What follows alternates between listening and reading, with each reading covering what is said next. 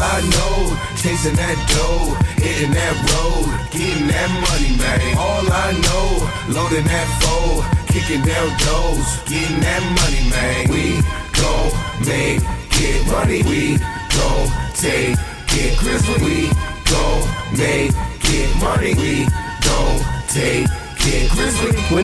The last topic we're going to discuss on Boxing Bros is, did Claressa Shields' loss in MMA hurt her marketability in boxing? So she suffered her first professional loss in MMA, the Professional Fighting League. And of course, as you're aware, she's supposed to be fighting in boxing on the same card as Savannah Marshall and potentially fighting Savannah Marshall. So did the loss in MMA hurt her marketability in boxing? And I'm gonna turn it over to someone who loves themselves some Claressa Shields, Ned the TBE. Cares about her daily. Ned the TBE. Thank you, Katie. Thank you so much. No, it doesn't hurt her marketability as long as Claressa gets back in the ring and knocks these girls out, or well, beat them up, keeps winning in boxing, keeps doing it for the sport, and leave MMA alone. She's perfectly fine, you know. We don't need you out here. You good, girl. You got it right here in women's boxing. You don't need to work 2 jobs. You know, you're good. You keep building your brand, yo. That little stunt. Like, it was like Jordan trying to play baseball. We all trying to forget about that. Just leave it alone. You know, you're good with the hands, not really good with the feet. All right. So, love you. All right, Ned has spoken. Conspiracy G. I agree with Ned though. It doesn't hurt her marketability in boxing, and in fact, her loss to me was still an impressive loss because the girl she was fighting, I'm being honest, man, like outside of that last round, she really did essentially nothing. Like that second round, the girl won because she just was on top of Claressa the whole round. Like I don't know, man. It's like people who like boxing, right? They like boxing for a reason. They like the sweet science. Like her going over to MMA, there is the science behind mixed martial arts, but it's different, you know? And it's like, me personally, when I watch MMA, I want to see strikers. I want to see people banging. I don't want to see people like hugging on each other on the floor, you know? Not a porno, G. Yeah, essentially. It's not a, adult film. You know what I mean? So I want to see people standing, fighting, exchanging. I think you mentioned, G, you said you want to see people banging. And I said it's not a porno. Like, so I just, me personally, that performance didn't hurt her in the marketing, in the boxing world, but the victory would have propelled her a little bit towards bigger paydays, more exposure, because let's just be real, like that MMA company isn't big, but as long as you keep winning and then you get your name starts buzzing and then it makes it to like Dana White and Amanda Nunes and everything, then it's like, all right, Claressa, like now you're getting up there. But again, that was a gamble anyways, because it's like you're talking about women who have been doing like jiu-jitsu, Greco-Roman wrestling, kickboxing, like all of that stuff. Like they're not saying their whole life, but they also do boxing, so they've been training for years to master this craft, while Claressa has only been doing boxing for majority of her life. Those are just different elements. And then the fact that she's like, she advanced a lot in that short period of time. But again, it's like you're a boxer essentially. So I won't take anything away from Claressa Shields. I actually preferred her style of fighting in the octagon, or whatever y'all call it over there. In that, watch it. The octagon is UFC. The octagon is UFC. G. Forgive me. You know what I'm saying? But all I'm saying is, Claressa, just come back to boxing. I understood why you had to leave boxing, because you're like, I need more exposure to get bigger paydays, this, that, and the third. I understand everything you got to do. But, you shouldn't be ashamed of yourself for losing. And another thing, too, about mixed martial arts, like, that it happens. Like, it's rare to see a guy that's undefeated or a woman that's undefeated in mixed martial arts, because the volume of fighting that they have to do within a year, So Like usually boxers fight like once or twice a year. Not MMA fighters. They usually fight like 4 times a year, and they have to fight like the best, like the way they do things isn't like boxing. Like I'm not saying boxing, you could like, nah, essentially you could pick who you want to fight in boxing. You can't necessarily do that for the most part in MMA.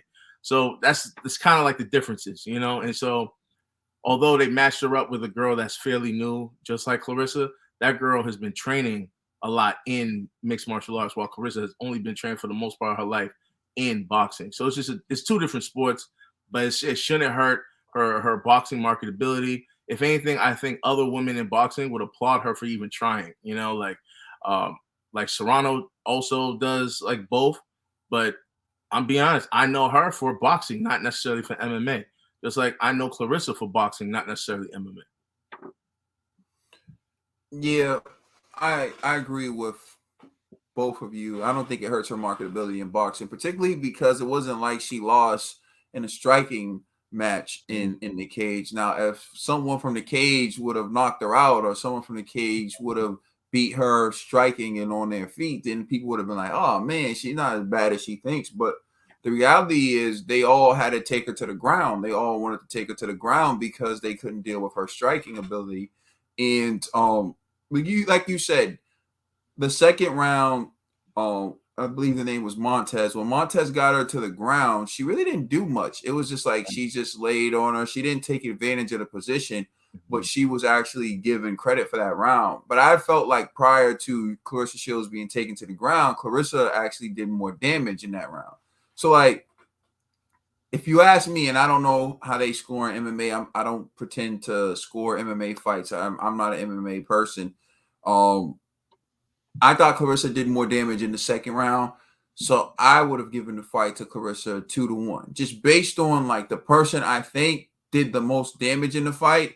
Like you said, G, I don't think it was until the last round where Montez really started to land some good shots on Claressa and open up on Claressa. But I feel like from round 1 and round 2, Claressa had gotten the better of the exchanges. And if you want to give credit for someone just like laying on someone and controlling position, well then fine. But how much damage does that really cause? Like Shields isn't in pain. They're really just, jousting for position. But Shields actually inflicted shots and blows on this person. So I don't know. I also feel like the fact that she lost a fight in that fashion, where people are going to be kind of like it's a technicality. Well, she was on top of you for a certain number of minutes, so that's why you lost.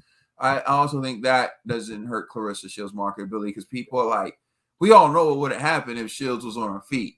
And that's basically gets to the point. Shields is a boxer, man. So you're in a different sport, in a different realm, and she's trying to learn how to grapple. She's trying to learn floor games. She's trying to learn like submissions and things of that nature. I don't necessarily know how it's benefiting her. I know, like, G, you pointed this out. There have been several women boxers who did both. You talk about like Amanda Serrano. There was a Holly Holm. I know she did both. You got Claressa Shields in there. There's a number of people, and I think part of it is money, to make more money. And I don't think that the women boxers are necessarily making the type of money that they want, or that they feel as though their life is sustainable, or they need more bread. I just Earl Spence, you see his car accident, his car flipped over and he was driving like a Ferrari or something like that.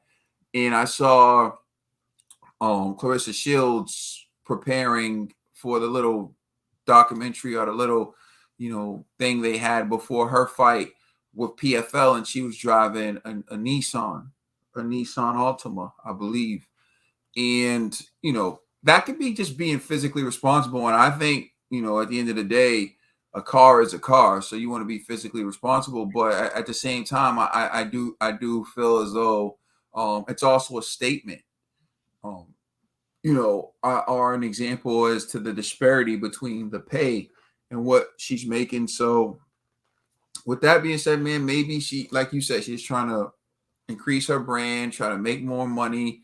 The fact that more women are doing it, and men are doing it like every now and then for a mega fight, suggests something. But with that being said, I hope Claressa just focuses more on boxing, because at the end of the day, that's what she's good at. That's her bread and butter. Every MMA fight she gets into, the objective is going to be to take it to the ground. And she's trying to learn now. And as great as an athlete as she is, she's not going to be what they are. She's not going to know the strategies the way they know it. It's just not going to happen that way. So unless there's a rule where she goes in the octagon and it's all striking, she should probably just leave it alone. So that's my take on it. All right. Does anybody else have anything to add? I love you, Claressa. That's it. You know that she's engaged. Yeah. He's like, and? You just want to acknowledge the brother, huh? Huh? You just want to acknowledge the brother, huh? All right. Well, thank you for tuning in. Please like, share, and subscribe. Remember, we have a podcast on all major streaming services. You can check out Trill's Krill Talk mixtape on all major streaming services. So you see, that's Kaspira G, Chef G, Brother Ali G right there. That's Ned the TBE. And I'm Caden, a.k.a. the Prince of Pugilism, a.k.a. Brother C Beloved. We are the Boxing Bros. Take care. You're welcome.